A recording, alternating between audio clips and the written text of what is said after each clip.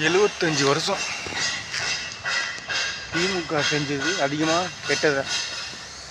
அப்படி பணத்தை சேர்த்து என்ன பண்ண முடியும்? 3 வேளையும் பணத்தை தின்ன வேண்டியதானே.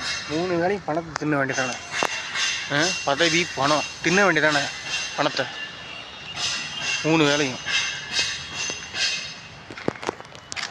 41 உயிரை கொடுக்க முடியுமா?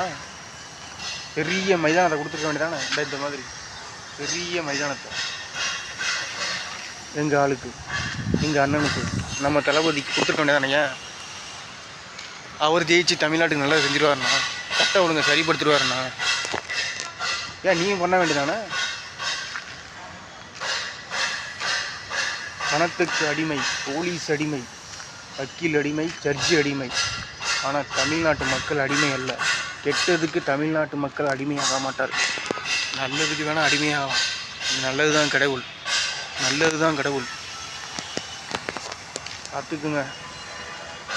புரட்சி, உயிரை கொடுத்து போராடும் புரட்சி, உயிரை கொடுத்து போராடும் புரட்சி.